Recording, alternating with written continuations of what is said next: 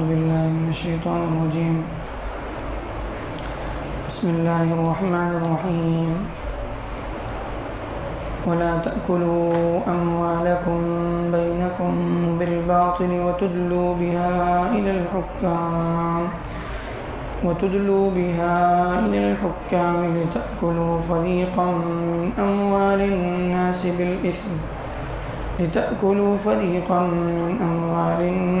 بالإثم وأنتم تعلمون.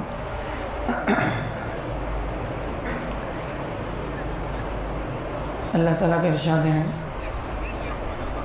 کہ تم لوگ آپس میں ایک دوسرے کا مال غلط طریقے پر، ناحق طریقے پر مت کھاؤ، اور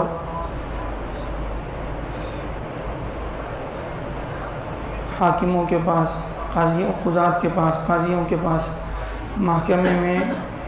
اس غرض سے مقدمے مت لے جاؤ کہ تم جو ہے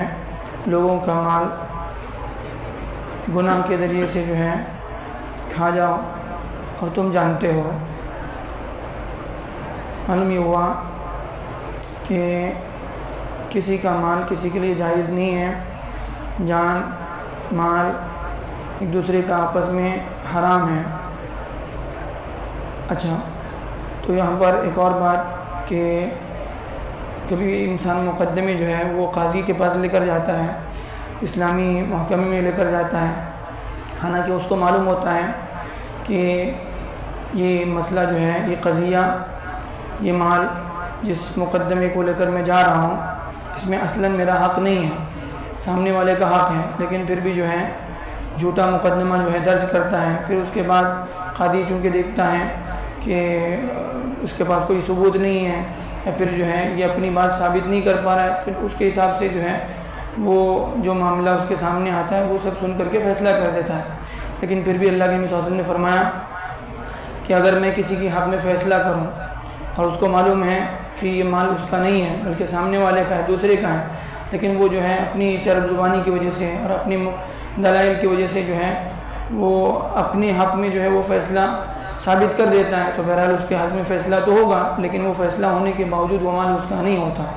اگر وہ ناحق کسی کا مال لے رہا ہے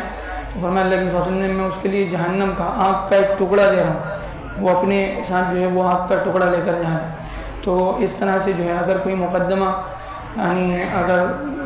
پیش ہو گیا یا پھر جو ہے کسی طرح سے میرے حق میں فیصلہ بھی ہو جائے تب بھی وہ میرے لیے حلال نہیں ہوتا، چاہے وہ جو ہے فیصلہ کرنے والا جو ہے وہ کوئی قاضی ہو یا کوئی کورٹ ہو یا کوئی اور بھی ہو. قرآن مجید میں دوسری جگہ پر اللہ تعالیٰ نے ان کے بارے میں فرمایا جو لوگ ناحق دوسروں کا مال کھاتے ہیں، فرمایا اولئک ما یأکلون فی بطونہم الا النار، جو لوگ ناحق طریقے پر کسی کا مال کھاتے ہیں وہ اپنے پیٹ میں جو ہے جہنم کی آگ بھرتے ہیں. تو معلوم یہ ہوا کہ اس طرح سے کسی کا مال کسی کے لیے جائز نہیں ہوتا، چاہے وہ فیصلہ اس کے حق میں ہو، کاغذات بنا لے یا کچھ بھی کر لے، جو مال اس کا ہے وہ اس کا ہے، جو مال دوسرے کا ہے وہ دوسرے کا ہے. اسی طرح سے جو ہے اس طرح کے جو ہے کاغذات بنا لے، جھوٹے کاغذات یا فیصلے کروا لے تو وہ مال اس کا نہیں ہوتا. اور یہ اس طرح سے کھانا، اس طرح سے مال اپنے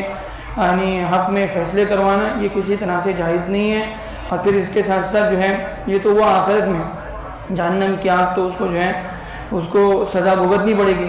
اور دنیا میں کیا ہوگا؟ اللہ کے نبی صلی اللہ علیہ وسلم نے فرمایا کہ جو آدمی جو ہے یعنی حرام مال کھاتا ہے، حرام مال اس کے پیٹ میں جاتا ہے، حرام غذا اس کے پیٹ میں جاتی ہے تو پھر اس کی دعائیں قبول نہیں ہوتی.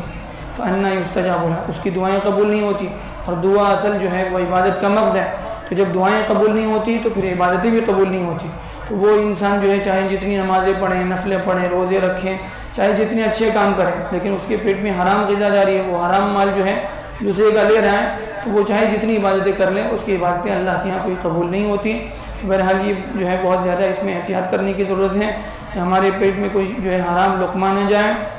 کہیں جو ہے اگر حرام لقمہ جائے گا تو پھر اللہ کے یہاں عبادتیں قبول نہیں ہوگی، پھر اس کے بعد مرنے کے بعد ہمیشہ ہمیشہ کی جہنم جو ہے